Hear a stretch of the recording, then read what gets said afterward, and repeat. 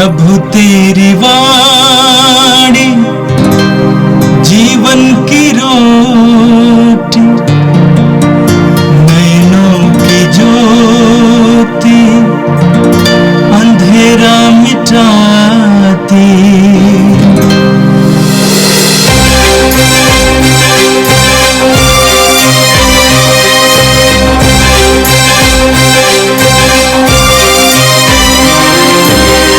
प्रभु तेरी वाणी जीवन की रोटी, नैनों की ज्योति अंधेरा मिटाती।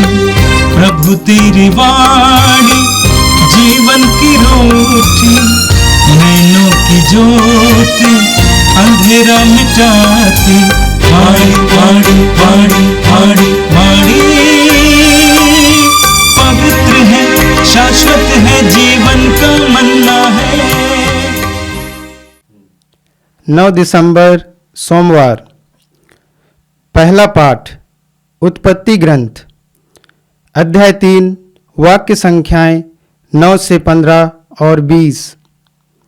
जब आदम ने वृक्ष का फल खाया था तो प्रभु ने उससे पुकार कर कहा, तुम कहाँ हो? उसने उत्तर दिया, मैं बगीचे में तेरी आवाज़ सुनकर डर गया, क्योंकि मैं नंगा हूँ और मैं छिप गया। प्रभु ने कहा, किसने तुम्हें बताया कि तुम नंगे हो? क्या तुमने उस वृक्ष का फल खाया जिसे खाना मैंने तुम्हें मना किया था? मनुष्य ने उत्तर दिया, मेरे साथ रहने के लिए जिस स्त्री को तूने दिया है उसी ने मुझे फल दिया और मैंने खा लिया। प्रभु ईश्वर ने स्त्री से कहा, तुमने क्या किया? और उसने उत्तर दिया, सांप ने मुझे बहका दिया और मैंने खा लिया। तब ईश्वर ने सांप से कहा, चूंकि तूने यह किया है, तू सब घरेलू तथा जंगली जानवरों में शापित होगा। तू पेट के बल चलेगा और जीवन भर मिट्टी खाएगा। मैं तेरे और स्त्री के बीच, तेरे वंश और उसके वंश में शत्रुता उत्पन्न करूंगा। वह तेरा सिर कुचल देगा और तू उसकी एड़ी काटेगा। मनुष्य ने अपनी पत्नी का नाम हव्वा रखा, क्योंकि वह सभी मानव प्राणियों की माता है। यह प्रभु की वाणी है। संत लूकस के अनुसार पवित्र सुसमाचार अध्याय 1 वाक्य 26 से 38 तक। छठे महीने स्वर्गदूत गब्रियल ईश्वर की ओर से गलीलिया के नाजरत नामक नगर में एक कुंवारी के पास भेजा गया, जिसकी मंगनी दाऊद के घराने के यूसुफ नामक पुरुष से हुई थी, और उस कुंवारी का नाम था मरियम।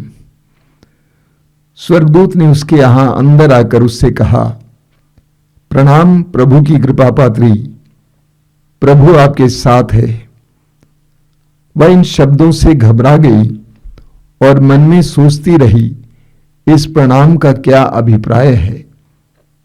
तब स्वर्गदूत ने उससे कहा, मरियम, डरिए नहीं, आपको ईश्वर की कृपा प्राप्त है। देखिए, आप गर्भवती होंगी, पुत्र प्रसव करेंगी और उसका नाम ईसा रखेंगी। वे महान होंगे और सर्वोच्च प्रभु के पुत्र कहलाएंगे। प्रभु ईश्वर उन्हें उनके पिता दाऊद का सिंहासन प्रदान करेगा। वे याकूब के घराने पर सदा सर्वदा राज्य करेंगे और उनके राज्य का अंत नहीं होगा। पर मरियम ने स्वर्गदूत से कहा, यह कैसे हो सकता है? मेरा तो पुरुष से संसर्ग नहीं है। स्वर्गदूत ने उत्तर दिया, पवित्र आत्मा आप पर उतरेगा और सर्वोच्च प्रभु की शक्ति की छाया आप पर पड़ेगी। इसलिए जो आपसे उत्पन्न होंगे वे पवित्र होंगे और ईश्वर के पुत्र कहलाएंगे। देखिए, बुढ़ापे में आपकी कुटुंबनी एलिजबेथ के भी पुत्र होने वाला है। अब उसका जो बांझ कहलाती थी, छठा महीना हो रहा है, क्योंकि ईश्वर के लिए कुछ भी असंभव नहीं है। मरियम ने कहा, देखिए, मैं प्रभु की दासी हूं, आपका कथन मुझ में पूरा हो जाए। और स्वर्गदूत उसके पास से चला गया। यह प्रभु का दिव्य सुसमाचार है। ख्रिस्त प्रभु की जय। मेरे प्रिय भाई और बहनों, आज कैथोलिक कलीसिया एक बहुत बड़ा पर्व मनाती है और वो है मां मरियम के निष्कलंक गर्भागमन का पर्व। यानी माता मरियम अपनी माता के गर्भ से ही निष्पाप थी। यह कलीसिया का विश्वास है। 8 दिसंबर 1854 में संत पापा पायस 9वें ने इस सिद्धांत को घोषित किया, इस विश्वास के तथ्य को घोषित किया कि मां मरियम अपनी मां के गर्भ से ही निष्पाप है। 4 साल के बाद 1858 में जब फ्रांस के लूर्द में सिस्टर बर्नाडेट को माता मरियम ने दर्शन दिया तो माता मरियम ने कहा कि मैं निष्कलंक गर्भागमन हूं। आज के त्योहार का तर्क यह है कि परम पावन ईश्वर का पुत्र यीशु, उसको मनुष्य बनकर इस संसार में आना था, तो एक ऐसे पवित्र नारी और पवित्र गर्भ की आवश्यकता थी जिसमें पाप बिल्कुल ना हो, लेश मात्र भी ना हो। पाप रहित नारी और पाप रहित गर्भ की आवश्यकता थी। हम रोमियों के पत्र के अध्याय 3 वाक्य 23 में पढ़ते हैं, संत पौलुस कहते हैं कि सब ने पाप किया और सभी ईश्वर की महिमा से वंचित हो गए। आदम और हेवा ने पाप किया। रोमियों के पत्र के अध्याय 5 वाक्य 12 में पढ़ते हैं, एक ही मनुष्य के द्वारा पाप इस संसार में आया और पाप के द्वारा सर्वत्र मृत्यु फैल गई। एक ही मनुष्य के द्वारा पाप इस संसार में आया। आदम और हेवा के पाप के द्वारा संसार में पाप आया। हर मनुष्य पाप में जन्म लेता है। स्तोत्रकार कहता है स्तोत्र 51 में, मैं तो अपनी माता के गर्भ से ही पापी हूं, जन्म से अपराधी हूं। मैं अपने माता के गर्भ से पापी हूं और जन्म से ही अपराधी हूं। और हम जानते हैं प्रभु यीशु मसीह संसार में मुक्ति दाता के रूप में आए। मत्ती के सुसमाचार के अध्याय 1 वाक्य 21 में हम पढ़ते हैं, स्वर्गदूत यूसुफ से कहता है कि वह अपने लोगों को उनके पापों से मुक्त करेगा। पापों से मुक्त करने वाले मुक्तिदाता प्रभु यीशु के इस संसार में जन्म लेने के लिए एक पाप रहित गर्भ की आवश्यकता थी, पाप रहित नारी की आवश्यकता थी। इसीलिए मां मरियम को कलीसिया विश्वास करती है, ईश्वर ने उनकी मां के गर्भ से ही निष्पाप बनाया। उनके ऊपर पाप का कोई असर नहीं था। आदम और हेवा के पाप से प्राप्त, जिसको हम लोग अंग्रेजी में ओरिजिनल सिन कहते हैं, मूल पाप है, उस पाप का असर मरियम पर नहीं पड़ा, ताकि वह ईश्वर के पुत्र, संसार के मुक्तिदाता यीशु को योग्य रीति से ग्रहण करें। यही आज के त्योहार का मर्म है, अर्थ है। आज का पहला पाठ उत्पत्ति ग्रंथ के अध्याय 3 से लिया गया था। आज का पहला पाठ भी आज के त्योहार से जुड़ा हुआ है। ईश्वर ने आदम और हेवा को आदन बगान में रखा। उनसे कहा कि सभी पेड़ों के फल तुम खा सकते हो, लेकिन बीचों बीच के भले और बुरे के ज्ञान के वृक्ष का फल नहीं खाना। लेकिन वचन में हम पढ़ते हैं कि प्रथम नारी हेवा ने प्रभु की आज्ञा का उल्लंघन किया। वो बहकाई गई सर्प द्वारा, शैतान द्वारा। सर्प ने उससे कहा कि उसको खाने से तुम्हारी आंखें खुल जाएंगी और तुम ईश्वर के सदृश हो जाओगी। और हेवा ने उस फल को खाया, न केवल स्वयं खाया, ईश्वर की आज्ञा का उल्लंघन किया, उस फल को खाया। इतना ही नहीं, अपने पति आदम को भी खिलाया। स्वयं गिरी और अपने पति के भी पतन का कारण बनी। और उसके पाप का क्या नतीजा है, आज के पाठ में आपने सुना। उसका नतीजा है उन्होंने देखा कि वे नंगे हैं और वे छिपने लगे, वे ईश्वर से भाग गए, पेड़ों के पीछे छिपने लगे, उनके अंदर की आजादी समाप्त हो गई। जो आनंद था, जो आजादी थी, जो ईश्वरीय गरिमा थी, जो महिमा थी, उन्होंने उसको गंवा दिया। तो प्रथम नारी हेवा, जिसके बारे में आज के पाठ में आपने सुना, पुरुष ने अपनी पत्नी का नाम हेवा रखा क्योंकि वह सभी मानव प्राणियों की माता है। उसने ईश्वर की आज्ञा का उल्लंघन किया, ईश्वर की आज्ञा को तोड़ा, शैतान की प्रेरणा को अपनाया और पाप किया, और अपने पति को भी पाप करने के लिए मजबूर किया, और दोनों गिरे। अंततः दोनों को अदन बगान से बाहर किया गया।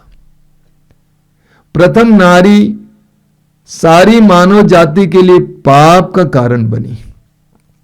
जैसा कि कुछ देर पहले मैंने कहा, रोमी अध्याय 5 वाक्य 12 में पढ़ते हैं, एक ही मनुष्य के द्वारा पाप इस संसार में आया, दूसरों के लिए पाप का कारण बनी, पतन का कारण बनी। ठीक इसके विपरीत आज के सुसमाचार में आपने नए विधान की नारी के बारे में सुना। लूकस के सुसमाचार के अध्याय 1 से मां मरियम के पर्व के समय यही पढ़ा जाता है। नए विधान की नारी कौन है? यीशु की मां मरियम। यही कारण है कि योहन के सुसमाचार में हमें यीशु स्वयं अपनी मां को नारी कहकर संबोधित करते हुए देखने को मिलता है। नारी कहा गया है। क्या इसका मतलब यह है कि मरियम को यीशु कभी अपनी मां नहीं कहते थे? बिल्कुल नहीं। इसका एक प्रसंग है। जिस तरह पुरानी सृष्टि में प्रथम नारी थी जो स्वयं गिरी और दूसरों के लिए पतन का कारण बनी, नए विधान की नारी है मरियम जो गिरी नहीं। उसने ईश्वर की आज्ञा का उल्लंघन नहीं किया, बल्कि ईश्वर की आज्ञा को अपनाया।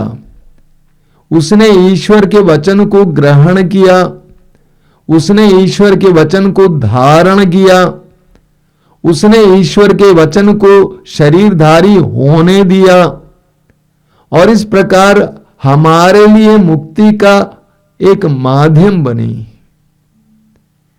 प्रथम नारी ने ईश्वर की आज्ञा का उल्लंघन किया, वो बहकाई गई,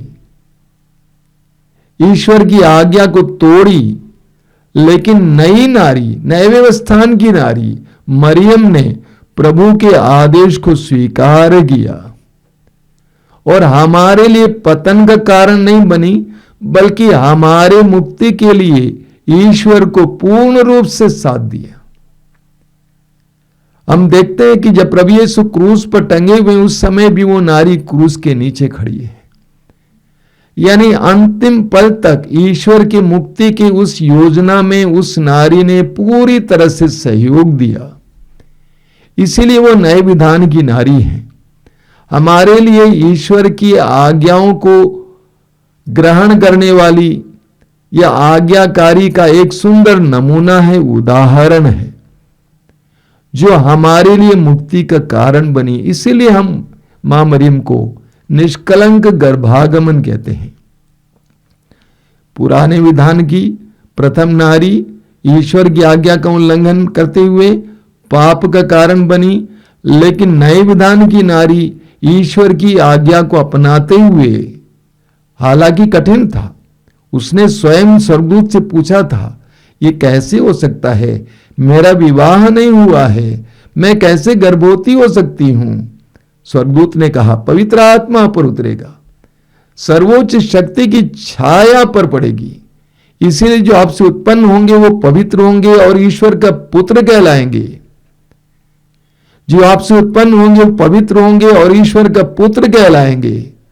ये मरियम की समझ में शायद नहीं आया होगा, लेकिन जब अंत में स्वर्गदूत ने कहा कि ईश्वर के लिए कुछ भी असंभव नहीं है, आपकी कुटुंबनी एलिजबेथ जो बुढ़ापे में है गर्भवती हैं और अब 6वां महीना है। इसको सुनने के बाद मां मरियम ये कहती हैं, मैं प्रभु की दासी हूं। कितना फर्क है प्रथम नारी में और नए विधान की नारी में। वो कहती है कि मैं प्रभु की दासी हूं, आपका कथन मुझ में पूरा हो जाए। वो युवती ये नहीं सोचती है कि इस वचन को धारण करने से मेरे जीवन में क्या क्या पीड़ाएं हो सकती हैं, क्या मुश्किलें हो सकती हैं। मैं अविवाहित हूं और गर्भवती हो जाऊंगी तो समाज मेरे साथ कैसा बर्ताव करेगा, कुछ नहीं सोचती है। जब उसको इस बात का पता चलता है कि ये ईश्वर की आज्ञा है, ईश्वर का आदेश है, ईश्वर की इच्छा है, वो तरुणी, वो युवती ईश्वर से कहती है, मैं प्रभु की दासी हूं, आपका कथन मुझ में पूरा हो जाए। हम जानते हैं उसने हमारे मुक्ति के लिए प्रभु यीशु ने जो किया, ईश्वर ने जो यीशु के द्वारा किया, उसमें पूरी तरह से सहयोग दिया, अंतिम पल तक सहयोग दिया। वो हमारे अनुकरण की पात्री है। हमारे सामने दोनों नारियां रखी जाती हैं। एक है हेवा जो आज्ञा का पालन नहीं कर पाई, दूसरी है आज्ञाकारी मरियम। हम सबके अंदर ये दोनों हैं। हम किसको बढ़ावा देते हैं? क्या हम हेवा की तरह छोटे मोटे लाभ के लिए ईश्वर की आज्ञा का उल्लंघन करते हैं और ईश्वर की कृपा से वंचित हो जाते हैं, या मां मरियम की तरह ईश्वर के आदेश को अपने सिर पर धारण करने के लिए, यहां तक कि मुश्किलों को भी मोल लेने के लिए तैयार हो जाती है? हमें मां मरियम की तरह बनना है। वो हमारे लिए एक सुंदर अनुकरणीय आदर्श है। मां मरियम ईश्वर नहीं है, मां मरियम मनुष्य थी, लेकिन सबसे अच्छे आदर्श मसीही यीशु के शिष्य थी। हालांकि वो यीशु की मां थी, लेकिन वास्तव में यीशु के शिष्य बने। आइए हम प्रार्थना करें। इस सुंदर पर्व के दिन प्रार्थना करें कि माता मरियम की विशेष मध्यस्थता द्वारा, जिन्होंने काना नगर के विवाह में अपने पुत्र से कहा उनके पास दाखरस नहीं है, घट गया है, और उस कमी को अपने पुत्र के द्वारा पूरा किया, वही मां हमारे परिवारों में, हमारे व्यक्तिगत जीवन में जो कमियां हैं अपने पुत्र से कह के पूरा करवाए।